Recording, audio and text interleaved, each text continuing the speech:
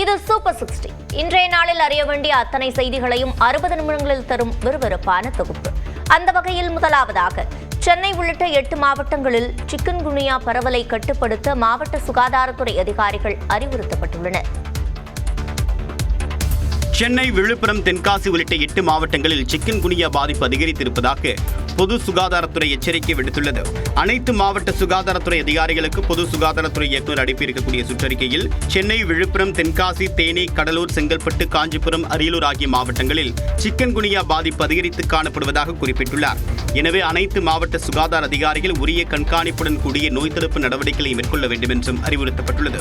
மருத்துவமனைகளில் டெங்கு அல்லது சிக்கன்குனியாவிற்கு பிரத்யேக வார்டுகளை அமைக்க வேண்டும் என்றும், பாதிப்பை கண்டறியக்கூடிய எலிசா பரிசோதனைகளை மேற்கொள்வதற்கு தேவையான உபகரணங்களை போதிய அளவில் இருப்பில் வைத்திருப்பது கட்டாயம் என்றும் கூறப்பட்டுள்ளது. மேலும் வீடுகள் தோறும் கொசு உற்பத்தியை கண்காணிப்பதற்கான பணியில் ஈடுபட்டு தண்ணீர் தேங்கக்கூடிய அனைத்து பொருட்களையும் உடனடியாக அப்புறப்படுத்த வேண்டும் என்றும் அறிவுறுத்தப்பட்டுள்ளது. மாவட்ட ஆட்சியர் தலைமையில் நோய் தடுப்பு நடவடிக்கைகளை முன்னெடுப்பதுடன் பொதுமக்கள் மத்தியில் உடனடியாக விழிப்புணர்வை ஏற்படுத்த வேண்டும் என்றும் பொது சுகாதாரத்துறை வலியுறுத்தியுள்ளது.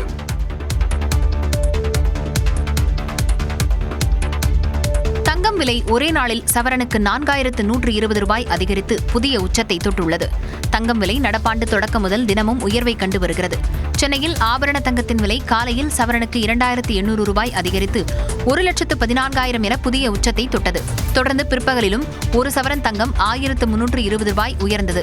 இதன் மூலம் ஒரே நாளில் சவரன் தங்கம் விலை 4120 ரூபாய் அதிகரித்து 1,15,320 ரூபாய் என விலை நிர்ணயம் செய்யப்பட்டது.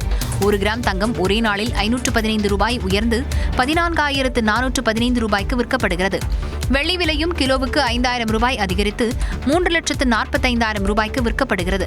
1 கிராம் வெள்ளி 345 ரூபாயாக உள்ளது. தொடர் சரிவை கண்டுவரும் இந்திய பங்குச்சந்தைகள் புதன்கிழமை வர்த்தகத்திலும் சரிவுடன் நிறைவடைந்தன. அதன்படி சென்செக்ஸ் 270 புள்ளிகள் சரிந்து 81,909 புள்ளிகளுடனும், நிப்டி 75 புள்ளிகள் சரிந்து 25,157 புள்ளிகளுடனும் நிறைவடைந்தது. அமெரிக்க டாலருக்கு நிகரான இந்திய ரூபாயின் மதிப்பும் கடும் வீழ்ச்சியை சந்தித்து ஒரே நாளில் 70 காசுகள் குறைந்து வரலாற்றில் இதுவரை இல்லாத அளவாக 91 ரூபாய் 69 காசுகளானது. தங்கம் மற்றும் வெள்ளியின் விலை தொடர்ந்து ஏறுமுகமாக இருப்பது பொதுமக்கள் மத்தியில் கலக்கத்தை ஏற்படுத்தியுள்ளது. இப்போ எங்களுக்கு நாங்கள் கல்யாணம் பண்ணும்போதெல்லாம் எடுத்தோம்னா 30,000 ரூபாய்க்கு ஒரு பவுன் நகை வாங்கணும். இன்றைக்கி வாங்கணும் அப்படின்னா ஒரு பவுன் 1,30,000 ரூபாய்க்கு வாங்கணுங்க. இப்போ இந்த ரேட்டில் பார்த்தோம்னா 5 பவுனே அன்னைக்கு எடுத்துருக்கலாம். இப்போ அப்போ எடுக்க முடியாத சூழ்நிலை, எடுக்கலை. இன்றைக்கி எடுக்கணும்னு நினச்சாலும் எடுக்க முடியாததாக இருக்குது. பிற்காலத்தில் நம்ம தங்கத்தை போய் பார்க்கணுன்னா மியூசியத்தில் தான் பார்க்க வேண்டிய ஒரு சூழ்நிலை வந்துடுங்க. தங்கம் இவ்வளோ ரேட்டு ஏறும்போது மக்களோட பயன்பாடு, அது வாங்கி போன ஆசையும் இருக்காது. இந்நிலையில் கிரீன்லாந்து விவகாரத்தில் ட்ரம்ப் சமரசமாக சென்றால் அடுத்த சில நாட்களில் தங்கத்தின் விலை 10 விழுக்காடு குறையக்கூடும் என்று பொருளாதார ஆலோசகர் ஆனந்த் ஸ்ரீனிவாசன் தெரிவித்துள்ளார். கோல்டை இப்போ வாங்கலாமாங்கிற கேள்விக்கு பதில், இப்போ வாங்குறது உங்களுக்கு ரிஸ்க்கு. ஏன் ரிஸ்க்குன்னு சொல்கிறேன்னா, இப்போ விலை ஹையாக இருக்கிறத வாங்கிட்டு ட்ரம்ப்பு யூரோப்பியன் யூனியனோட சமரசம் பண்ணி 2 பேரும் சேர்ந்துட்டாங்கன்னா கோல்டோட வேல்யூ ஷார்ட் டேர்மில் 10% குறையும். 12,500 வரத்துக்கு வாய்ப்பு இருக்குது. அப்படி பண்ணலைன்னா அது பண்ணுவாரா பண்ண மாட்டாரான்னு நம்மளுக்கு தெரியாது. இன்கேஸ் நீங்கள் வாங்கிட்டு பண்ணால் உங்களுக்கு வலிக்கும். எதிர்வரும் காலங்களில் அமெரிக்காவில் வட்டி விகிதம் குறையும் என்றும் ஜப்பானில் வட்டி விகிதம் அதிகரிக்கும் என்று கூறியிருக்கூடிய ஆனந்த் ஸ்ரீனிவாசன் தங்கத்தின் விலை தொடர்ந்து உயரவே வாய்ப்பு இருப்பதாகவும் கணித்துள்ளார். 4 மாதங்களுக்கு பின் டிடிவி தினகரன் மீண்டும் தேசிய ஜனநாயக கூட்டணியில் இணைந்துள்ளார். எடப்பாடி பழனிசாமியின் தலைமையை ஏற்க மறுத்து என்டிஏ கூட்டணியில் இருந்து விலகிய டிடிவி தினகரன் 4 மாதங்களுக்குள் மீண்டும் அதிமுக பாஜக கூட்டணியில் இணைந்துள்ளார். தமிழ்நாட்டில் சட்டமன்ற தேர்தல் நெருங்கும் நிலையில் கட்சிகளிடையே கூட்டணி பேச்சுவார்த்தை தீவிரமாக நடைபெற்று வருகிறது. குறிப்பாக அதிமுக பாஜக கூட்டணியில் அன்புமணி தரப்பு பாமக இணைந்த நிலையில் மேலும் சில கட்சிகளை இணைக்க முனைப்பு காட்டப்பட்டது. இந்நிலையில் சென்னை வந்த மத்திய அமைச்சர் பியூஷ் கோயலை சந்தித்த டிடிவி தினகரன் தேசிய ஜனநாயக கூட்டணியில் அமமுக இணைவதாக அறிவித்தார். பின்னர் கூட்டாக செய்தியாளர்களை சந்தித்த பியூஷ் கோயல் டிடிவி தினகரனின் ஆளுமை மற்றும் களப்பணி சிறப்பானது என்று பாராட்டியுள்ளார். இந்த Rajya Sabha in the period 2004 to 2007, and since then I have seen his good work, I have seen his popularity, I have seen his leadership skills. முன்னதாக எடப்பாடி பழனிசாமியின் தலைமையை ஏற்க மறுத்து என்டிஏ கூட்டணியிலிருந்து அமமுக விலகியது குறிப்பிடத்தக்கது. தேசிய ஜனநாயக கூட்டணியில் இணைந்த டிடிவி தினகரன் எடப்பாடி பழனிசாமியின் பெயரை குறிப்பிடாமல் மீண்டும் அம்மாவின் ஆட்சி அமையும் என்று தெரிவித்துள்ளார். மத்திய அமைச்சர் பியூஷ் கோயல் முன்னிலையில் என்டிஏ கூட்டணியில் இணைந்த பிறகு செய்தியாளர்களிடம் பேசிய அமமுக பொதுச் செயலாளர் தினகரன் தமிழ்நாட்டு நலனை கருத்தில் கொண்டு தங்களுக்கு இழைக்கப்பட்ட அநீதிகளை மறந்து என்டிஏ கூட்டணியில் இணைந்திருப்பதாக கூறினார். பங்காளி சண்டையெல்லாம் தூக்கி ஓரமாக வைத்துவிட்டு விட்டு கொடுப்பவர்கள் என்றைக்கும் கெட்டுப்போவதில்லை என்கிற சான்றோர் மொழிக்கு ஏற்ப எல்லாவற்றையும் மறந்துவிட்டு அம்மாவின் ஆட்சியை மீண்டும் தமிழ்நாட்டில் அமைக்க வேண்டும் என்பதற்காக மீண்டும் நாங்கள் என்டிஏவில் இணைஞ்சிருக்கோம். என்டிஏ கூட்டணியின் முதலமைச்சர் வேட்பாளர் தமிழ்நாட்டுக்கு யார் என்பது உங்களுக்கு தெரியும். தொடர்ந்து நியூஸ் 18க்கு பேட்டியளித்த தினகரன் தேசிய ஜனநாயக கூட்டணியில் தொகுதி பங்கீடு குறித்து இதுவரை பேசவில்லை என்றார்.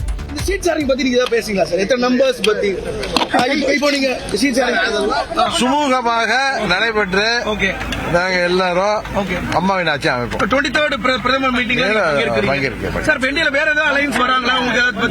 வருவார். இதனிடையே தேசிய ஜனநாயக கூட்டணியில் அமமுகவுக்கு 8 தொகுதிகள் ஒதுக்கப்படும் என்று தகவல் வெளியாகியுள்ளது.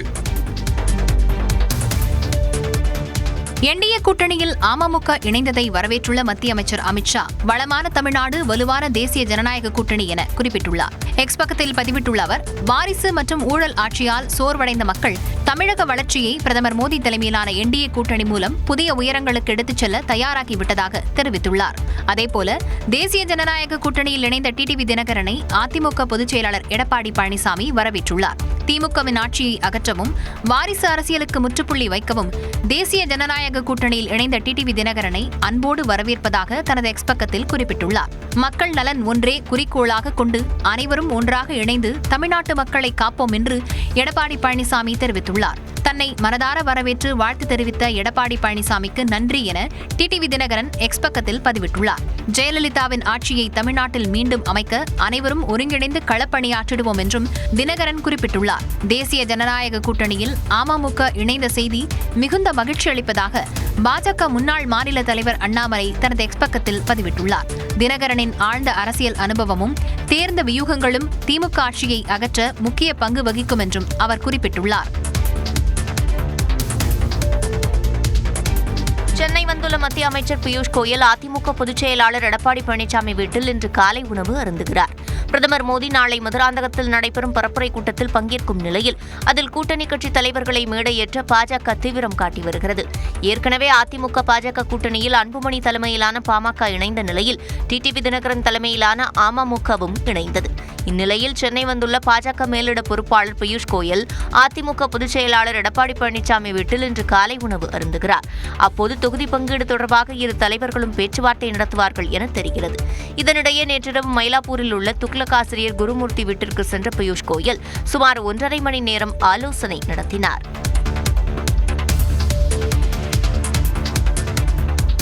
தேசிய ஜனநாயக கூட்டணியின் பரப்புரை பொதுக்கூட்டம் பிரதமர் நரேந்திர மோடி தலைமையில் நாளை நடைபெறவிருக்கும் நிலையில் அதற்கான ஏற்பாடுகள் விறுவிறுப்பாக நடைபெற்று வருகின்றன. செங்கல்பட்டு மாவட்டம் மதுராந்தகத்தில் நடைபெற்று வரும் பணிகளை மத்திய அமைச்சர்கள் பியூஷ் கோயல், எல்முருகன், பாஜக மாநில தலைவர் நைனா நாகேந்திரன், அதிமுக முன்னாள் அமைச்சர் SP வேலுமணி உள்ளிட்டோர் நேரில் பார்வையிட்டனர். முன்னதாக ஹெலிபேட் தளத்தில் ஹெலிகாப்டரை இறக்கி சோதனை செய்யப்பட்டது.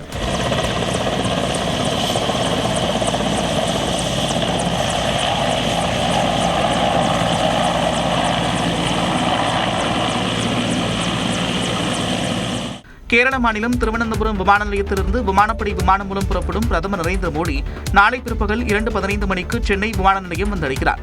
அங்கிருந்து MI-17 ரக ஹெலிகாப்டரில் புறப்பட்டு பிற்பகல் 2:50 மணிக்கு மதுராந்தகத்தில் அமைக்கப்பட்டுள்ள ஹெலிபேட் தளத்தில் தரையிறங்குகிறார். பின்னர் சாலை மார்க்கமாக பொதுக்கூட்டம் நடைபெறும் இடத்திற்கு செல்லும் பிரதமர் நரேந்திர மோடி பிற்பகல் 3 மணிக்கு பொதுக்கூட்டத்தில் பங்கேற்கிறார். மாலை 4:15 மணியளவில் பொதுக்கூட்டம் நிறைவடைந்த பிறகு சாலை மார்க்கமாக ஹெலிபேட் தளத்திற்கு செல்கிறார். அங்கிருந்து ஹெலிகாப்டரில் புறப்பட்டு மாலை 5 மணிக்கு சென்னை விமான நிலையம் வந்தடைவார். அதன் பின்னர் சென்னை விமான நிலையத்திலிருந்து மாலை 5:05 மணிக்கு விமானப்படை விமானம் மூலம் புறப்பட உள்ளார்.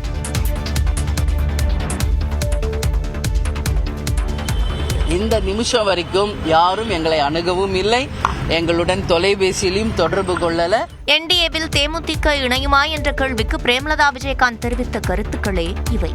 சென்னையில் மத்திய அமைச்சர் பியூஷ் கோயல் முன்னிலையில் அமமுக பொதுச் செயலாளர் தினகரன் என்டிஏ கூட்டணியில் இணைந்தார். இந்நிலையில் சென்னையில் செய்தியாளர்களை சந்தித்த தேமுதிக பொதுச் செயலாளர் கூட்டணி முடிவானால் தானே செய்தியாளர்களை அழைத்து அறிவிப்பேன் என்றார்.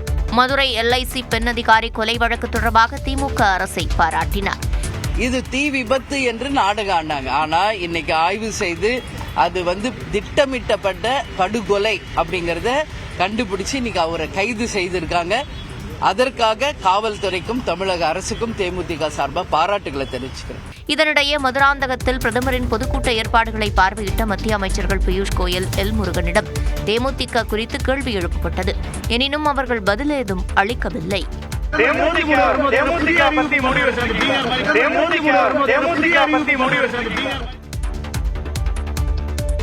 மாற்றுத்திறனாளிகள் நம்பிக்கையுடன் கல்வி கற்க வேண்டும் என முதலமைச்சர் மு க ஸ்டாலின் அறிவுறுத்தியுள்ளார். மாற்றுத்திறனாளி மாணவர்களின் கல்விக்கு அரசு என்றும் உறுதுணையாக இருக்கும் என முதலமைச்சர் மு க ஸ்டாலின் தெரிவித்துள்ளார். சென்னை தேனாம்பேட்டையில் உள்ள சிறுமலர் பள்ளியின் 100ஆண்டு விழாவில் முதலமைச்சர் மு க ஸ்டாலின் சிறப்பு விருந்தினராக கலந்து கொண்டார். அப்போது பேசிய அவர் மாற்றுத்திறனாளிகள் நம்பிக்கையுடன் கல்வி கற்க வேண்டும் என்று அறிவுறுத்தினார். இங்க படிக்கிற மாணவர்களுக்கு நான் சொல்றது, இப்ப எப்படி தன்னம்பிக்கையோட படிக்கிறீங்களோ இதே உறுதியோடு நீங்க மேற்படிப்பையும் படிச்சு முடிக்கணும். உங்களுக்கு தேவையான எல்லாத்தையும் செஞ்சு கொடுக்கக்கூடிய அரசும் முதலமைச்சரும் தமிழ்நாட்டில் இருக்காங்கன்னு மறந்துடாதீங்க. இதுவாக தான் நாங்கள் இருக்கிறோம், கவலைப்படாதீங்க, தொடர்ந்து படிங்க. தொடர்ந்து பேசிய அவர் மாற்றுத்திறனாளிகள் வாழ்வில் முன்னேற அரசு கொண்டு வந்துள்ள திட்டங்களை பட்டியலிட்டார். மேலும் சாதனை படைத்த மாற்றுத்திறனாளிகளை மேற்கோள் காட்டிய முதலமைச்சர் அனைவரும் ஒன்றிணைந்து வெற்றி பெறுவோம் என கூறினார். கோவை கொடிஷியா மைதானத்தில் நடைபெற்று வரும் பொருட்காட்சியில் ராட்டினம் பழுதடைந்ததால் 20க்கும் மேற்பட்டோர் 80 அடி உயரத்தில் சிக்கி தவித்த சம்பவம் பரபரப்பை ஏற்படுத்தியது. கோவை கொடிஷியா மைதானத்தில் கடந்த டிசம்பர் 26ஆம் தேதி முதல் வண்டர் ஃபால்ஸ் என்ற பெயரில் பிரம்மாண்ட பொருட்காட்சி நடைபெற்று வருகிறது. செயற்கை நீரூற்று மற்றும் பல்வேறு ராட்டின சவாரிகளை கொண்ட இந்த பொருட்காட்சியில் ரோலர் கோஸ்டர் ராட்டினத்தில் 10 குழந்தைகள் உட்பட 20க்கும் மேற்பட்டோர் பயணம் செய்தனர். ராட்டினம் சுமார் 80 அடி உயரத்தில் சென்றபோது எதிர்பாராத விதமாக இயந்திர கோளாறு ஏற்பட்டு பாதியிலேயே ஜாம் ஆகி நின்றது. அந்தரத்தில் தொங்கியபடி இருந்த குழந்தைகள் மற்றும் பெரியவர்கள் கீழே இறங்க முடியாமல் பயத்தில் கதறினர். தகவல் அறிந்து விரைந்து வந்த தீயணைப்புத் துறையினர் மீட்பு வாகனங்கள் மூலம் சுமார் 3 மணி நேர போராட்டத்திற்கு பிறகு 20 பேரையும் பாதுகாப்பாக மீட்டனர்.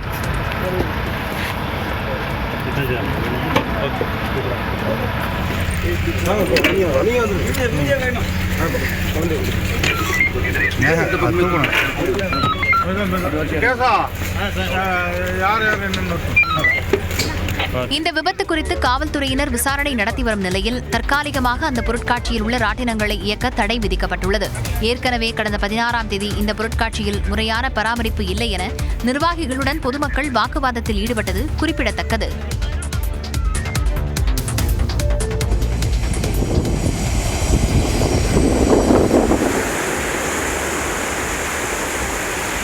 திருச்செந்தூரில் கடல் சுமார் 100 அடி தூரத்திற்கு உள்வாங்கிய நிலையில் பக்தர்கள் செல்ஃபி எடுத்து மகிழ்ந்தனர். முருகனின் அறுபடை வீடுகளில் 2ஆம் படை வீடாக திருச்செந்தூர் முருகன் கோயில் உள்ளது. இங்கு வரும் பக்தர்கள் கோயில் முன்புள்ள கடலில் புனித நீராடி சுவாமி தரிசனம் செய்வதை வழக்கமாக கொண்டுள்ளனர்.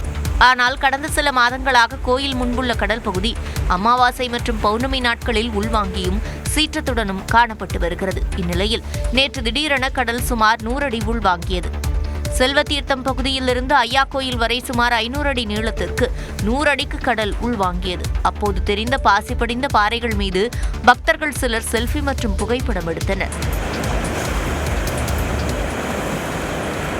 சிலர் கடல் சிப்பிகளை எடுத்தனர். கடந்த 1 மாதமாக கடல் உள்வாங்காமல் இருந்த நிலையில் நேற்று திடீரென உள்வாங்கியது பக்தர்கள் மத்தியில் அதிர்ச்சியை ஏற்படுத்தியுள்ளது.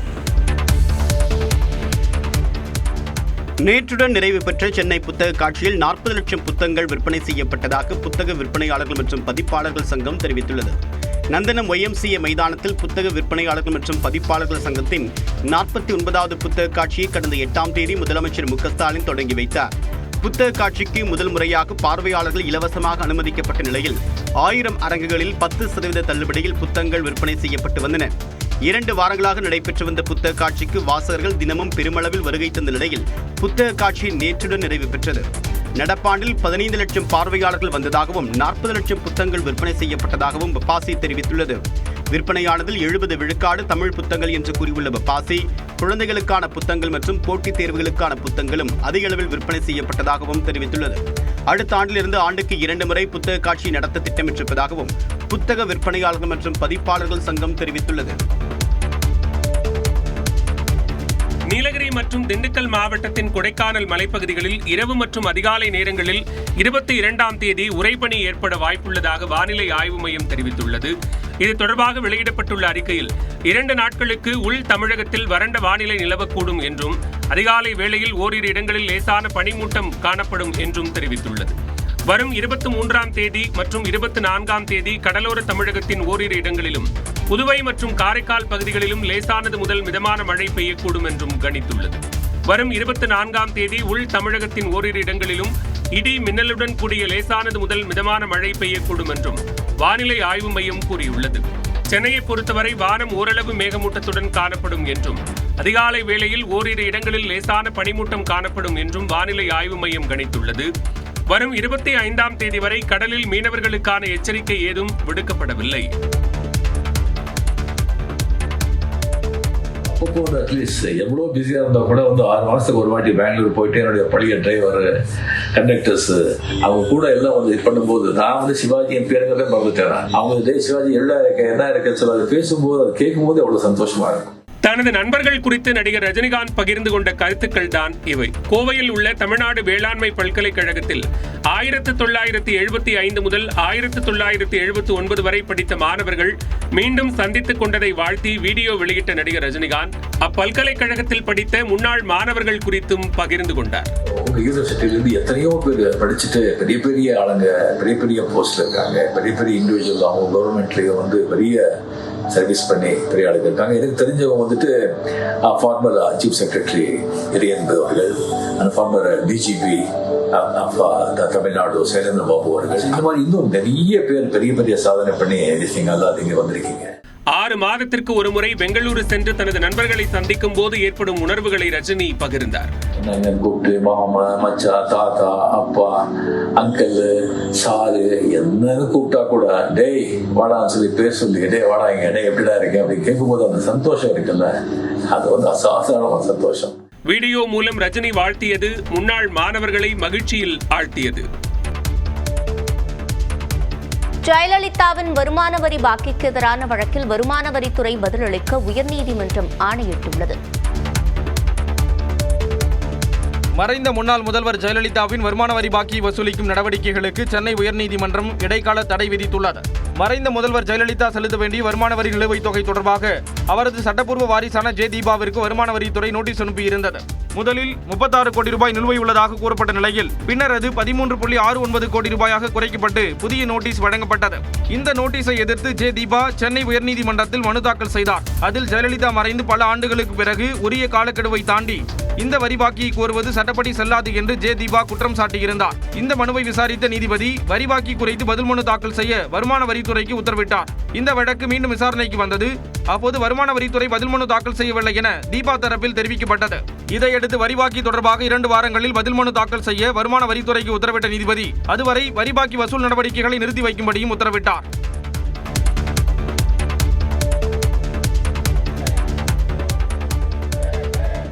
சிறப்பு பணி பாதுகாப்பு சட்டம் உள்ளிட்ட 9 அம்ச கோரிக்கைகளை வலியுறுத்தி தமிழ்நாடு முழுவதும் வருவாய்த்துறை சங்கங்களின் கூட்டமைப்பு சார்பில் போராட்டம் நடைபெற்றது. விருதுநகர் மாவட்ட ஆட்சியர் அலுவலக வளாகத்தில் வருவாய்த்துறை சங்கங்களின் கூட்டமைப்பினர் காத்திருப்பு போராட்டத்தில் ஈடுபட்டனர்.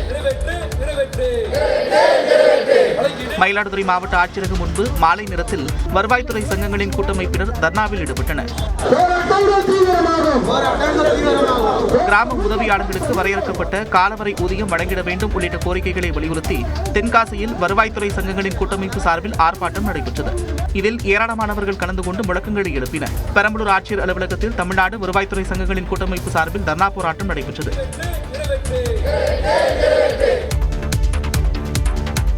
கரூர் மாவட்டம் குளித்தலை அருகே தோகைமலை மீனாட்சி சுந்தரேஸ்வரர் கோயிலில் பழமை வாய்ந்த பாலதண்டாயுதபாணி மூலவர் சிலையை மாற்றி போலி சிலையை வைத்த சம்பவம் அதிர்ச்சியை ஏற்படுத்தியுள்ளது.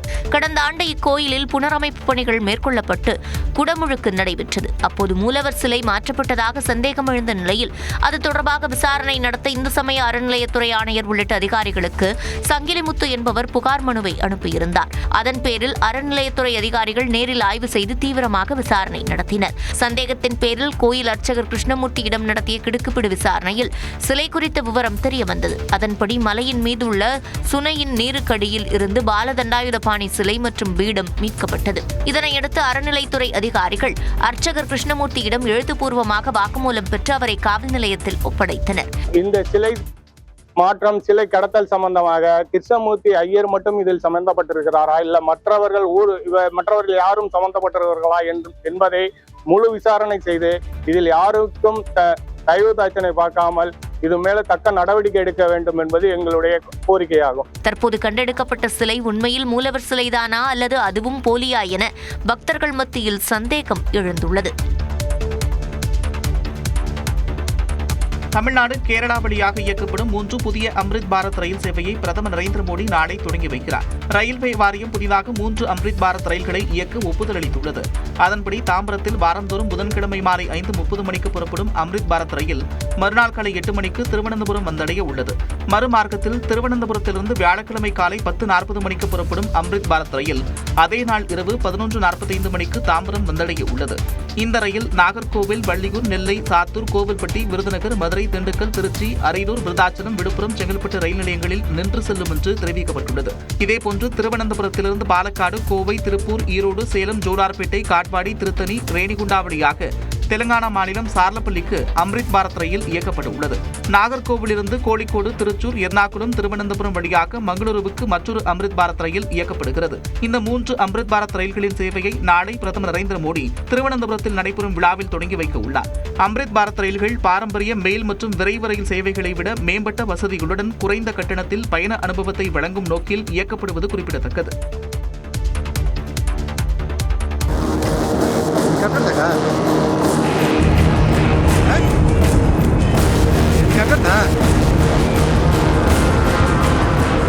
தொழில்நுட்ப பிரச்சனையால் இந்திய விமானப்படையின் விமானம் குளத்தில் தரையிறக்கப்பட்ட காட்சிகள்தான் இவை. உத்தரப்பிரதேச மாநிலம் பிரயாக்ராஜில் இந்திய விமானப்படைக்கு சொந்தமான லகுரக பயிற்சி விமானம் வழக்கமான பயிற்சியில் ஈடுபட்டுக் கொண்டிருந்தது. அப்போது விமானத்தில் திடீரென தொழில்நுட்ப பிரச்சனை ஏற்பட்டதாக கூறப்படுகிறது. இதனால் பிரயாக்ராஜில் உள்ள குளத்தில் பயிற்சி விமானம் பாராசூட் மூலம் தரையிறக்கப்பட்டது.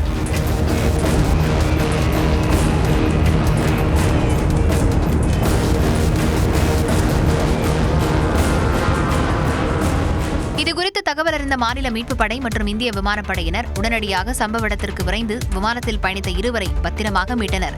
மேலும் என்ன பிரச்சினை காரணமாக விமானம் அவசரமாக தரையிறக்கப்பட்டது என்பது குறித்து விமானப்படை அதிகாரிகள் விசாரித்து வருகின்றனர்.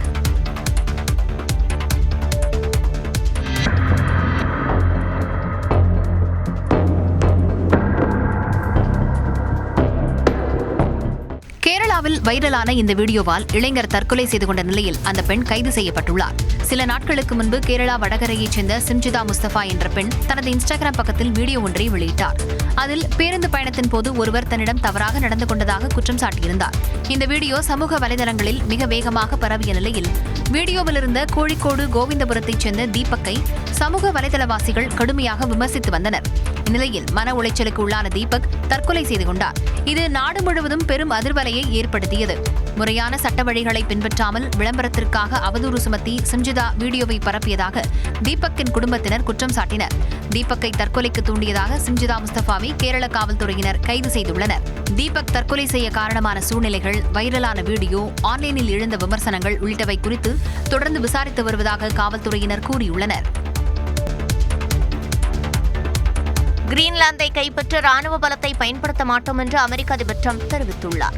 டென்மார்க் நாட்டின் கட்டுப்பாட்டில் இருக்கும் கிரீன்லாந்தை அமெரிக்கா கைப்பற்ற நாட்டோ அமைப்பு நாடுகள் எதிர்ப்பு தெரிவித்து வருகின்றன. இதனால் கிரீன்லாந்து மீது அமெரிக்கா போர் தொடுக்கலாம் என்ற அச்சம் நிலவி வந்தது. இந்நிலையில் சுவிட்சர்லாந்தின் டாவோஸ் நகரில் நடைபெற்ற உலக பொருளாதார மாநாட்டில் உலக தலைவர்கள் மத்தியில் உரையாற்றிய அதிபர் ட்ரம்ப் அமெரிக்காவை தவிர வேறு யாராலும் கிரீன்லாந்தை பாதுகாக்க முடியாது என்றார். இரண்டாம் உலகப் போரின் போது ஜெர்மனி படையிடம் வெறும் 6 மணி நேரத்தில் டென்மார்க் வீழ்ந்துவிட்டதாகவும் அப்போது கிரீன்லாந்தை மீட்டு டென்மார்க்கிடம் திருப்பி அளித்ததில் அமெரிக்கா தவறு செய்துவிட்டதாகவும் ட்ரம்ப் தெரிவித்தார். After the war, we gave Greenland back to Denmark. How stupid were we to do that? But we did it. But we gave it back. But how ungrateful are they now? குளிரான மற்றும் ஒரு பனித்துண்டு போன்ற பிரதேசத்தை தான் America கேட்பதாகவும் பல ஆண்டுகளாக America டென்மார்க்குக்கு கொடுத்தவற்றுடன் ஒப்பிடும்போது இது ஒரு சிறிய கோரிக்கைதான் என்றும் ட்ரம்ப் தெரிவித்தார். இதற்கிடையே நெருக்கடி நிலையை எதிர்கொள்ள மக்கள் தயாராக இருக்கும்படி கிரீன்லாந்து அரசு கேட்டுக் கொண்டுள்ளது. இதைத் தொடர்ந்து அந்நகர மக்கள் உணவு உள்ளிட்ட அத்தியாவசிய பொருட்களை வாங்கி குவித்து வருகின்றனர். இந்தியா அமெரிக்கா இடையே சிறந்த வர்த்தக ஒப்பந்தம் கையெழுத்தாகும் என்று நம்பிக்கை தெரிவித்துள்ள அமெரிக்க அதிபர் ட்ரம்ப் பிரதமர் மோடியை பெரிதும் மதிப்பதாக கூறியுள்ளார். இந்தியா அமெரிக்கா இடையே வர்த்தக ஒப்பந்தம் ஏற்படுத்துவது தொடர்பாக பல கட்டங்களாக பேச்சுவார்த்தை நடைபெற்று வருகிறது. ஆனால் அமெரிக்க வேளாண் விளைபொருட்கள், பால் பொருட்களுக்கான சந்தையை திறக்க வேண்டும் என்ற அமெரிக்காவின் கோரிக்கையை இந்தியா ஏற்கவில்லை. இதனால் உடன்பாடு ஏற்படுவதில் தாமதம் ஏற்பட்டுள்ளது.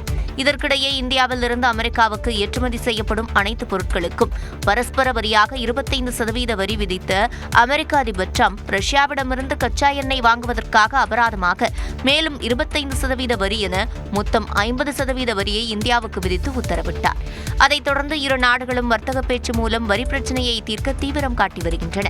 இந்நிலையில் சுவிட்சர்லாந்தின் டாவோஸ் நகரில் நியூஸ் 18 குழுமத்தின் அங்கமான மணி கண்ட்ரோல் இணையதளத்திற்கு பிரத்யேக பேட்டியளித்த அமெரிக்க அதிபர் ட்ரம்ப் இந்திய பிரதமர் மோடியை பெரிதும் மதிப்பதாக கூறினார். First of all, I have great respect for your Prime Minister. He's a fantastic man and friend of mine, and we're going to have a good deal. India America இடையிலான வர்த்தக ஒப்பந்த பேச்சுவார்த்தை குறித்த கேள்விக்கு பதிலளித்த ட்ரம்ப் இரு நாடுகளுக்கும் சிறந்த ஒப்பந்தம் கிடைக்கும் என்று நம்பிக்கை தெரிவித்தார்.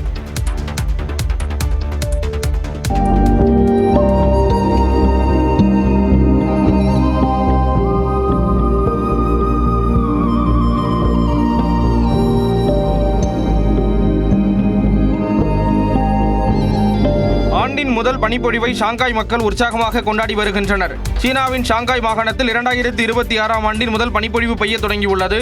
வெண்முத்துகள் வானில் இருந்து கொட்டுவது போல் காணப்படும் பனிப்பொழிவை கண்டு மகிழும் மக்கள் சுற்றுலா தலங்களுக்கு சென்று குதூகலித்து வருகின்றனர்.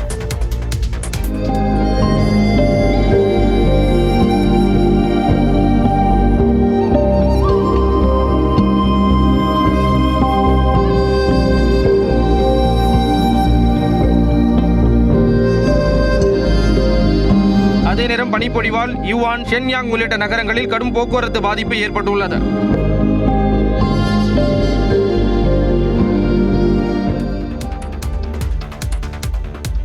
சென்னை கோயம்பேட்டில் தக்காளி விலை கிலோ 25 ரூபாயாக குறைந்துள்ளது. சென்னை கோயம்பேடு காய்கறி சந்தையில் தக்காளி உட்பட காய்கறிகளின் விலை அதிரடியாக குறைந்ததால் வாடிக்கையாளர்கள் மகிழ்ச்சி அடைந்துள்ளனர். பொங்கல் பண்டிகை மற்றும் வரத்து குறைவால் கடந்த சில நாட்களாக காய்கறி விலை உயர்ந்து காணப்பட்டது. இந்நிலையில் சென்னை கோயம்பேடு காய்கறி சந்தையில் சுமார் 8000 டன் காய்கறிகள் வந்திருப்பதாக வியாபாரிகள் தெரிவித்துள்ளனர். குறிப்பாக தக்காளி வரத்து 700 டன்னாக அதிகரித்திருப்பதால் 1 கிலோ தக்காளியின் விலை 50 ரூபாயிலிருந்து பாதியாக குறைந்து 25 ரூபாய்க்கு விற்பனை செய்யப்படுகிறது. முகூர்த்த நாள் மட்டும் ஒரு சில காய்கறிலாம் வந்து கொஞ்சம் குறைவாக இருந்ததில்ல அந்த காய்கறி வெள்ளம் ஏறும். மற்ற காய்கறி வெள்ளம் ஏறதுக்கான வாய்ப்பு கிடையாது. தை மாதம் பொறுத்த வரைக்கும் பார்த்தீங்கன்னா உங்களுக்கு எந்த காய்கறி விலையும் வந்து விலை ஏறாது. வெங்காயம் 1 கிலோ 22 ரூபாய்க்கும், உருளைக்கிழங்கு 15 ரூபாய்க்கும், கேரட் 15 ரூபாய்க்கும் விலை குறைந்து விற்பனை செய்யப்படுகிறது. பீன்ஸ் 30 முதல் 40 ரூபாய்க்கும், சின்ன வெங்காயம் 40 முதல் 50 ரூபாய் வரையிலும் விற்கப்படுகிறது. கிலோ எல்லாம் வந்து தக்காளி பார்த்தீங்கன்னா 100 ரூபாய்க்கு 4 கிலோ. இந்த மாதிரி டைமில் வந்து தொக்கு செஞ்சுக்கலாம், வீட்லேயே சாஸ் செஞ்சுக்கலாம், தக்காளி சட்னி செஞ்சுக்கலாம், நல்லா ஜாலியாக சாப்பிடலாம்ல. வரத்து சீராக இருப்பதால் வரக்கூடிய நாட்களிலும் விலை கட்டுக்குள் இருக்கும் என்று வியாபாரிகள் தெரிவித்துள்ளனர். வரத்து அதிகரிப்பால் திண்டுக்கல் சிறுமலை சந்தையில் எலுமிச்சை பழம் கடும் வீழ்ச்சியை கண்டுள்ளது. திங்கள், புதன் மற்றும் வெள்ளி ஆகிய கிழமைகளில் சிறுமலை சந்தையில் எலுமிச்சைக்கு என்று பிரத்யேகமாக ஏலம் நடைபெறுவது வழக்கம். இதற்காக வெள்ளோடு, நரசிங்கபுரம், பெருமாள் கோவில்பட்டி, சின்னானப்பட்டி, கோபால்பட்டி உள்ளிட்ட கிராமங்களில் விவசாயிகள் எலுமிச்சை பழங்களை விற்பனைக்கு கொண்டு வருவர். வழக்கமாக 5000 கிலோ எலுமிச்சை பழங்கள் சந்தைக்கு கொண்டு வரப்படும். ஆனால் வரத்து அதிகரிப்பால் நேற்று 50,000 கிலோ எலுமிச்சை பழங்கள் சந்தைக்கு எடுத்து வரப்பட்டன. இதனால் எலுமிச்சை பழத்தின் விலை வீழ்ச்சியை சந்தித்துள்ளது. 50 கிலோ எடை கொண்ட ஒரு மூட்டை எலுமிச்சை பழம் 7,000 ரூபாய் வரை விற்பனை செய்யப்பட்டு வந்த நிலையில் தற்போது 1,500 ரூபாய்க்கு விற்பனையானது. இதனால் விவசாயிகள் வேதனையடைந்தனர். மக்கள்கிட்ட தேவைகள் ரொம்ப கம்மியாக இருக்குது. இப்போ இதுக்கு காரணம் என்னன்னு பார்த்தீங்கன்னா பனிப்பொழிவு ரொம்ப கூட.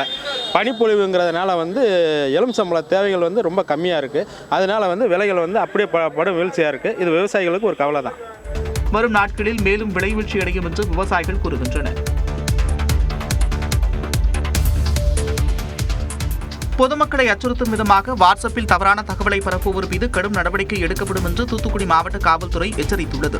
தூத்துக்குடியில் பொதுமக்களை அச்சுறுத்தும் விதமாக வாட்ஸ்அப்பில் ஆடியோ ஒன்று வெளியாகியிருக்கிறது. தூத்துக்குடியைச் சேர்ந்த நபர் பேசுவது போல உள்ள அந்த ஆடியோவில் வாடிக்கையாளர் சேவை மையத்திலிருந்து 6 இலக்க நம்பரிலிருந்து அழைப்பு வருவதாகவும் அதை யாரும் அட்டன் பண்ண வேண்டாம் என்றும் அறிவுறுத்தப்பட்டுள்ளது. அதை மீறி அழைப்பை ஏற்றால் செல்போன் வெடித்துவிடும் என்றும் தூத்துக்குடியில் 27 பேர் இறந்துவிட்டதாகவும் இந்த ஆடியோவை பகிரும்படியும் கேட்டுக் கொள்ளப்பட்டுள்ளது. இதுகுறித்து தூத்துக்குடி மாவட்ட காவல்துறை விசாரணை மேற்கொண்டதில் தூத்துக்குடி மாவட்டத்தில் இதுபோன்ற எந்தவிதமான அசம்பாவிதமும் நடைபெறவில்லை என்றும் இது பழைய வாட்ஸ்அப் ஆடியோ என்றும் அந்த பொய்யான வாட்ஸ்அப் ஆடியோவை தவறாக தற்போது மீண்டும் பரப்பப்பட்டு வருவதாகவும் கண்டுபிடிக்கப்பட்டுள்ளது. எனவே இந்த வாட்ஸ்அப் ஆடியோ குறித்து பொதுமக்கள் யாரும் அச்சமடைய வேண்டாம் என்று காவல்துறை அறிவுறுத்தியுள்ளது. இதுபோன்று பொது அமைதிக்கு பங்கம் ஏற்படுத்தும் வகையிலோ அல்லது பொதுமக்களுக்கு அச்சுறுத்தல் ஏற்படுத்தும் வகையிலோ வாட்ஸ்அப்பில் தவறான தகவலை பரப்பினால் சட்டப்படி நடவடிக்கை எடுக்கப்படும் என்று தூத்துக்குடி மாவட்ட காவல்துறை எச்சரித்துள்ளது. இலங்கை கடற்படையால் கைது செய்யப்பட்ட மீனவர்களை மீட்டுத் தரக் கோரி குடும்பத்தினர் கண்ணீர் மல்க கோரிக்கை விடுத்துள்ளனர். தரங்கம்பாடி மற்றும் சீர்காழியைச் சேர்ந்த மீனவர்கள் கோடியக்கரையிலிருந்து 2 ஃபைபர் படகுகளில் மீன்பிடிக்கச் சென்றனர். நெடுந்தீவு அருகே மீன்பிடித்துக் கொண்டிருந்த போது எல்லை தாண்டி மீன்பிடித்ததாக கூறி இலங்கை கடற்படை அவர்களை கைது செய்தது. காரைநகர் கடற்படை முகாமிற்கு மீனவர்கள் அழைத்துச் செல்லப்பட்ட நிலையில் அவர்களை மீட்டுத் தர மாவட்ட நிர்வாகம் மற்றும் தமிழ்நாடு அரசு நடவடிக்கை எடுக்க வேண்டும் என்று மீனவர்களின் குடும்பத்தினர் கண்ணீர் மல்க கோரிக்கை விடுத்துள்ளனர். இதனிடையே இலங்கை கடற்படையால் கைது செய்யப்பட்ட தமிழக மீனவர்களை மீட்க தூதரக ரீதியில் நடவடிக்கை எடுக்குமாறும் இலங்கை அரசின் வசம் உள்ள மீனவர்களின் படகுகளை மீட்க கோரியும் வெளியுறவு அமைச்சர் ஜெய்சங்கருக்கு முதலமைச்சர் மு.க. ஸ்டாலின் கடிதம் எழுதியுள்ளார். சமவேளைக்கு சம ஊதியம் வழங்க வலியுறுத்தி சென்னையில் இடைநிலை ஆசிரியர்கள் மேற்கொண்டு வரும் போராட்டம் 27வது நாளை எட்டியுள்ள நிலையில் பாரிமுனையில் சாலை மறியலில் ஈடுபட்டனர். 2009 ஜூன் 1ஆம் தேதிக்கு பிறகு பணியில் சேர்ந்தவர்களுக்கு மிக குறைந்த அடிப்படை ஊதியம் வழங்கப்படும் நிலையில் இந்த ஊதிய முரண்பாட்டை களைய வலியுறுத்தி பல்வேறு கட்டமாக இடைநிலை ஆசிரியர்கள் போராட்டம் நடத்தி வருகின்றனர். அந்த வகையில் சென்னையில் கடந்த டிசம்பர் 26ஆம் தேதி முதல் இடைநிலை ஆசிரியர்கள் போராட்டம் நடத்தி வருகின்றனர். இந்நிலையில் சென்னை பாரிமுனை முத்துசாமி சாலையில் திரண்ட 500க்கும் மேற்பட்ட இடைநிலை ஆசிரியர்கள் திடீர் சாலை மறியல் போராட்டத்தில் ஈடுபட்டனர். கடந்த சட்டமன்ற தேர்தலின் போது திமுக அளித்த வாக்குறுதியை உடனடியாக நிறைவேற்ற வேண்டும் என்று வலியுறுத்தி அவர்கள் அரசுக்கு எதிராக முழக்கங்களை எழுப்பினர். கிட்டத்தட்ட 4.5 வருஷமா நாங்க போராட்டத்தை பேச்சுவார்த்தை நடத்துவாங்க. அவங்க பேச்சை கேட்டு நாங்கள் தள்ளி போனோம். இப்போது முடியக்கூடிய தருவாயில் அவங்க ஆட்சி முடியக்கூடிய தருவாயில் இருக்கிறதுனால நாங்கள் செய்வோங்கிற நம்பிக்கையில் தான் இன்னைக்கு வரைக்கும் உட்கார்ந்துட்டு இருக்கோம். சாலை மறியல் காரணமாக பாரிமுனை மற்றும் அதனை சுற்றியுள்ள பகுதிகளில் கடும் போக்குவரத்து நெரிசல் ஏற்பட்டது. இதையடுத்து அவர்களை போலீசார் கைது செய்தனர். எடப்பாடி பழனிசாமிக்கு துரோக பட்டம் கொடுத்து வந்த டிடிவி தினகரன் அவருக்கே வாக்கு கேட்கப் போகிறாரா என்று தமிழ்நாடு காங்கிரஸ் கமிட்டி தலைவர் செல்வப்பெருந்தகை வினவியுள்ளார். சென்னையில் நியூஸ் 18க்கு பேட்டியளித்த அவர் என்டிஏ கூட்டணியில் அமமுக மீண்டும் இணைந்தது குறித்து விமர்சித்தார். நேற்று வரை துரோக பட்டம் கொடுத்துவிட்டு அவர் அதிமுகவை தொடர்ந்து அழிவு பாதையில் எடுத்து செல்லுகிறார் என்று பேசிவிட்டு இப்போ தமிழ்நாட்டு மக்களிடம் அவர் எப்படி எங்களுக்கு சேர்த்து வாக்களிங்கள் என்று சொல்லுவார் என்ற கேள்வியெல்லாம் நிறைய இருக்கின்றன. இது இயற்கைக்கு முரணான கூட்டணி, தமிழ்நாட்டு மக்களால் நிராகரிக்கப்பட்ட கூட்டணி தான் என்டிஏ. சந்தர்ப்பவாதம், பயம், மிரட்டல் எல்லாம் இருக்குல்ல, அதில் வழக்குகள், இதுதான் காரணம். திமுக காங்கிரஸ் கூட்டணி நீடிக்காது என தமிழிசை சவுந்தரராஜன் கூறியதற்கும் செல்வப்பெருந்தகை பதிலளித்தார். பாஜகவுடைய பெரிய ஆசை என்னவென்றால் இந்தியா கூட்டணியை சிதைக்க வேண்டும், இந்தியா கூட்டணியிலிருந்து காங்கிரஸை தனியாக எடுக்க வேண்டும் என்பது கனவு கண்டு கொண்டிருக்கிறார்கள். எங்களுடைய அகில இந்திய தலைமை நல்ல முடிவை எடுத்து வெகு விரைவில் அறிவிப்பார்கள். தமிழ்நாட்டிற்கு வழங்க வேண்டிய கல்வி நிதியை மத்திய பாஜக அரசு இதுவரை வழங்கவில்லை என்றும் செல்வப்பெருந்தகை தெரிவித்தார். திமுக ஆட்சியை அகற்றவே தேசிய ஜனநாயக கூட்டணியில் இணைந்திருப்பதாக பாமக தலைவர் அன்புமணி தெரிவித்துள்ளார். திமுக ஆட்சியை அகற்றவே தேசிய ஜனநாயக கூட்டணியில் இணைந்திருப்பதாக பாமக தலைவர் அன்புமணி தெரிவித்துள்ளார். சென்னையில் முகாமிட்டுள்ள பாஜக தேர்தல் பொறுப்பாளரும் மத்திய அமைச்சருமான பியூஷ் கோயலை அன்புமணி நேற்றிரவு சந்தித்தார். ஏற்கனவே அதிமுக பொதுச் செயலாளர் எடப்பாடி பழனிசாமியை சந்தித்து கூட்டணியில் இணைந்த அவர் பியூஷ் கோயலை சந்தித்து ஆலோசனை நடத்தினார். இருவர் மட்டும் சுமார் 30 நிமிடங்கள் வரை பேச்சுவார்த்தை நடத்தினர். பின்னர் செய்தியாளர்களிடம் பேசிய அவர் டிடிவி தினகரன் கூட்டணியில் இணைந்திருப்பது பலம் என்று கூறினார். பாட்டாளி மக்கள் கட்சி அதிமுக தலைமையிலான கூட்டணியில் சேர்ந்ததற்கு காரணம் இந்த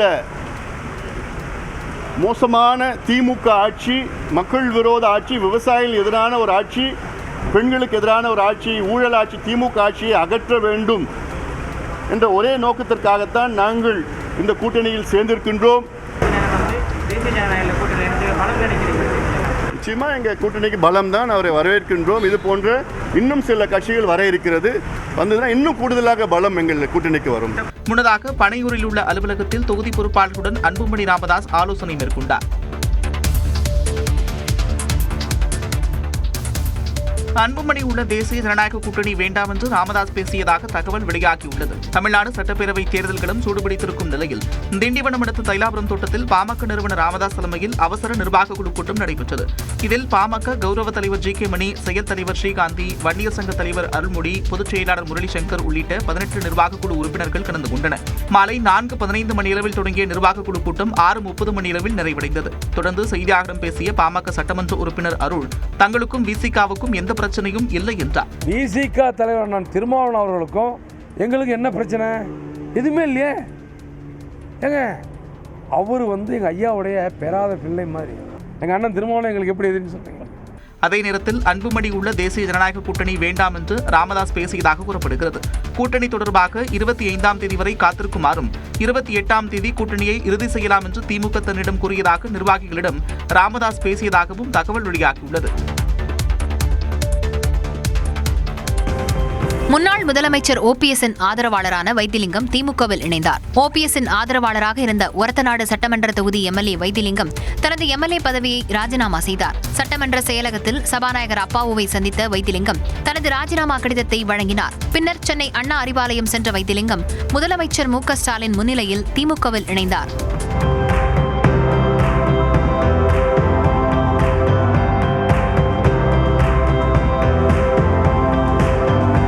தொடர்ந்து செய்தியாளர்களிடம் பேசிய வைத்திலிங்கம் ஓபிஎஸ்ஐ விட்டு விலகியதற்கான காரணத்தை குறிப்பிட்டார். தேர்தல் சீக்கிரமாக வர இருக்கிறது, முடிவு சீக்கிரமாக எடுக்க வேண்டும், அது காலதாமதமானது.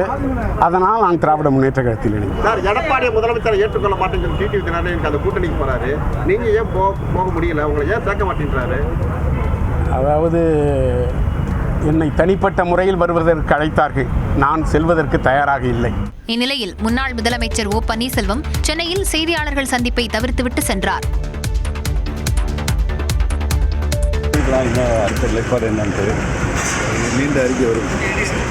தனது அடுத்த கட்ட நடவடிக்கை குறித்து முன்னாள் முதலமைச்சர் ஓ பன்னீர்செல்வம் தெரிவித்த கருத்துக்கள் தான் இது. அதிமுகவிலிருந்து நீக்கப்பட்ட பிறகு அதிமுக தொண்டர் மீட்பு குழு என்ற அமைப்பை நடத்தி வந்தார் முன்னாள் முதலமைச்சர் ஓ பன்னீர்செல்வம். அவருடன் இணைந்து பணியாற்றிய ஆலங்குளம் சட்டமன்ற உறுப்பினர் மனோஜ் பாண்டியன் திமுகவில் சேர்ந்த நிலையில் மற்றொரு ஆதரவாளரான ஒரத்தநாடு சட்டமன்ற உறுப்பினர் வைத்திலிங்கமும் முதலமைச்சர் மு.க. ஸ்டாலின் முன்னிலையில் நேற்று திமுகவில் இணைந்தார். இந்நிலையில் தேனி செல்வதற்காக திருச்சி வந்த அவரை முன்னாள் அமைச்சர் வெல்லமண்டி நடராஜன் வரவேற்றார். அப்போது திமுகவில் இணைவீர்களா என்று எழுப்பப்பட்ட கேள்விக்கு உங்களை அழைத்து கூறுவேன், பொறுமையாக இருங்கள் என்று பதிலளித்தார். மேலும் விரிவான அறிக்கை வெளியிடுவதாகவும் கூறினார்.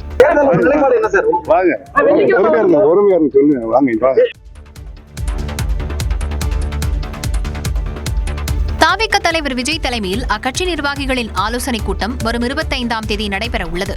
பனையூரில் உள்ள தலைமை அலுவலகத்தில் பொதுச் செயலாளர் ஆனந்த் தலைமையில் பரப்புரை குழு ஆலோசனைக் கூட்டம் நடைபெற்றது. இதில் 234 தொகுதிகளுக்கான ஆலோசனைக் கூட்டங்கள், பிரச்சாரக் கூட்டங்கள் மற்றும் செயல் திட்டங்கள் வகுப்பது குறித்து ஆலோசிக்கப்பட்டது. அப்போது மேடையில் பேசிய ஆனந்த் தனக்கும் செங்கோட்டையனுக்கும் எந்த மனக்கசப்பும் இல்லை என தெரிவித்தார்.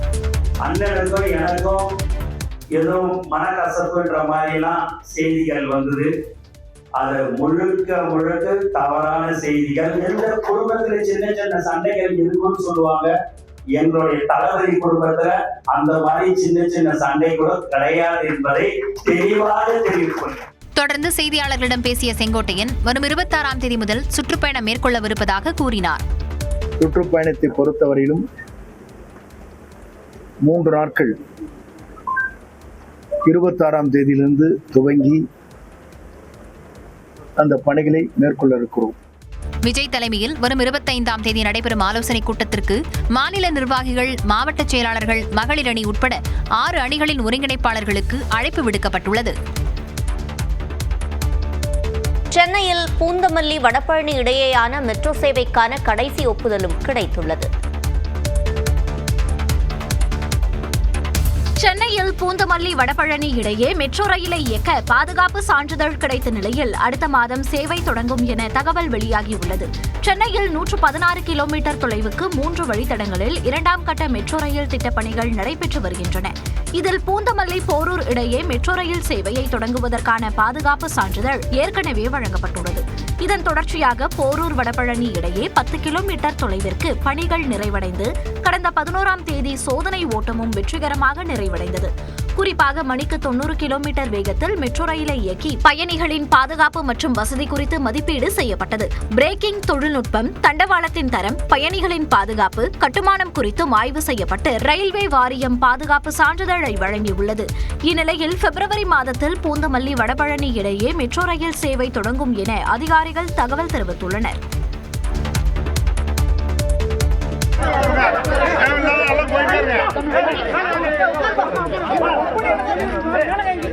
திருவாரூர் மாவட்டம் திருத்துறைப்பூண்டி அரசு மருத்துவமனையில் மருத்துவர் இல்லாததால் கர்ப்பிணி உயிரிழந்ததாக குற்றஞ்சாட்டி உறவினர்கள் முற்றுகையிட்டதால் பரபரப்பு நிலவியது.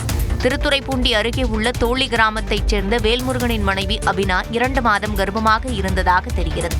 நேற்று மாலை அபினாவிற்கு முதுகுவலி ஏற்பட்டதால் அவரை திருத்துறைப்பூண்டி அரசு மருத்துவமனைக்கு அழைத்து வந்துள்ளனர். அப்போது அங்கு பணியில் மருத்துவர் இல்லாததால் செவிலியர்கள் மருத்துவம் பார்த்ததாக கூறப்படுகிறது. சிறிது நேரத்தில் அங்கு வந்த மருத்துவர் பூஜா அபினாவிற்கு சிகிச்சை அளித்துள்ளார். ஆனால் சிகிச்சை பலனின்றி அபினா உயிரிழந்தார். இதனால் ஆத்திரமடைந்த அபினாவின் உறவினர்கள் மருத்துவமனையை முற்றுகையிட்டனர். காவல்துறையினர் சமாதான பேச்சுவார்த்தை நடத்தியதை அடுத்து போராட்டம் கைவிடப்பட்டது. அதன்பின் அபினா உடலை மீட்டு திருவாரூர் அரசு மருத்துவமனைக்கு அனுப்பி வைத்தனர். கர்ப்பிணி உயிரிழப்பு குறித்து மருத்துவமனை தரப்பில் விளக்கம் கேட்பதற்கு தலைமை மருத்துவரை அணுகிய போது அவர் பதிலளிக்க மறுத்துவிட்டார். சனாதனம் குறித்த உதயநிதியின் கருத்தை திரித்து வெளியிட்டதாக பாஜக நிர்வாகி அமித் மாளவியாவுக்கு எதிரான வழக்கை ரத்து செய்த நீதிமன்றம் வெறுப்பு பேச்சை பேசிய உதயநிதியை விட்டுவிட்டு அதற்கு எதிர்வினையாற்றியவர் மீது வழக்கு பதிந்தது வேதனை அளிப்பதாக தெரிவித்துள்ளது. சனாதன ஒழிப்பு குறித்த துணை முதல்வர் உதயநிதியின் பேச்சை திரித்து வெளியிட்ட விவகாரத்தில் திருச்சி காவல்துறையினர் வழக்கை ரத்து செய்யக்கோரி டெல்லியைச் சேர்ந்த பாஜக நிர்வாகி அமித் மாளவியா தொடுத்த வழக்கை விசாரித்த உயர்நீதிமன்ற மதுரை கிளை நீதிபதி ஸ்ரீமதி காவல்துறையின் வழக்கை ரத்து செய்தார்.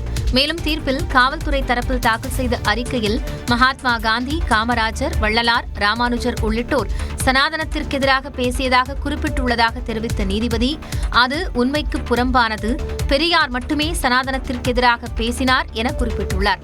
அதேபோல் ஆளுநரும் பாஜகவினரும் சனாதனத்தை பற்றி பேசும்போது அமைச்சர் பேச முடியாதா என காவல்துறை கேள்வி எழுப்பியிருப்பது அரசியல் சாயம் இருப்பதை தெளிவுபடுத்துவதாக நீதிபதி குறிப்பிட்டுள்ளார். மேலும் வெறுப்பு பேச்சு குறித்து உதயநிதி மீது எந்தவித வழக்கும் பதிவு செய்யாத போது அவரது கருத்திற்கு எதிர்வினையாற்றியவர் மீது வழக்கு பதிந்தது வேதனை அளிப்பதாக நீதிபதி குறிப்பிட்டுள்ளார். மேலும் அரசு அதிகாரிகள் அரசியல் கட்சிகளுக்கு பக்க பலமாக இருக்கக்கூடாது என்றும் நீதிபதி கூறினார். வண்டலூர் உயிரியல் பூங்காவின் அடையாளமாக திகழ்ந்த வெள்ளைப்புலி அனு மற்றும் சிறுத்தை ரமேஷ் உயிரிழந்தது சோகத்தை ஏற்படுத்தியுள்ளது. செங்கல்பட்டு மாவட்டம் வண்டலூர் உயிரியல் பூங்காவில் 180 வகையான 2500க்கும் மேற்பட்ட வனவிலங்குகள் பராமரிக்கப்பட்டு வருகின்றன. இதில் நீண்ட நாட்களாக பராமரிக்கப்பட்டு வந்த வெள்ளைப்புலி அனு மற்றும் சிறுத்தை ரமேஷ் அடுத்தடுத்து உயிரிழந்தது. உடல்நலக்குறைவு மற்றும் வயது மூப்பு உள்ளிட்ட காரணங்களால் 2 விலங்குகளும் உயிரிழந்ததாக பூங்கா நிர்வாகம் தெரிவித்துள்ளது. சராசரியாக புலி மற்றும் சிறுத்தை 15 முதல் 20 ஆண்டுகள் வரை உயிர் வாழக்கூடிய நிலையில் அனு 23 ஆண்டுகளும் ரமேஷ் 22 ஆண்டும் உயிர் வாழ்ந்ததாக பூங்கா நிர்வாகம் தெரிவித்துள்ளது. பூங்கா ஊழியர்கள் மற்றும் பார்வையாளர்களின் செல்லப்பிள்ளைகளாக வலம் வந்த அனு மற்றும் ரமேஷ் உயிரிழந்தது அனைவரையும் சோகத்தில் ஆழ்த்தியுள்ளது. இதனிடையே வெள்ளைப்புலி அனு மற்றும் சிறுத்தை ரமேஷின் உடல்கள் உடற்கூறாய்வு செய்யப்பட்டு முறைப்படி அடக்கம் செய்யப்பட்டதாக பூங்கா நிர்வாகம் தெரிவித்தது. திருப்பதி ஏழுமலையான் கோயிலின் தங்கம் கையிருப்பு 10,500 கோடி ரூபாயாக அதிகரித்துள்ளது. திருப்பதி ஏழுமலையான் கோயிலுக்கு வரும் பக்தர்கள் காணிக்கையாக வழங்கும் தங்க ஆபரணங்கள் உருக்கப்பட்டு சுத்தமான தங்க கட்டிகளாக மாற்றப்பட்டு வங்கிகளில் டெபாசிட் செய்யப்படுகிறது. அப்படி டெபாசிட் செய்யும் தங்க கட்டிகளுக்கு வங்கி தரும் வட்டி தொகையை கொண்டும் திருப்பதி தேவஸ்தானம் தங்கத்தை வாங்கி குவித்து வருகிறது. இப்படி மட்டும் 15 டன் தங்கத்தை திருமலை தேவஸ்தானம் கையிருப்பாக கொண்டுள்ளதாக தகவல் வெளியாகியுள்ளது. அண்மை காலமாக தங்கத்தின் விலை கடும் ஏற்றத்தை எதிர்கொண்டு வருவதால் திருமலை தேவஸ்தானத்தின் தங்க கையிருப்பு 10,500 கோடி ரூபாயாக அதிகரித்துள்ளது. இது தவிர திருப்பதி ஏழுமலையான் கோயில் உட்பட திருமலை தேவஸ்தானம் நிர்வகிக்கும் 60 கோயில்களில் உள்ள தங்க ஆபரணங்களின் மதிப்பும் பல மடங்கு அதிகரித்துள்ளது குறிப்பிடத்தக்கது.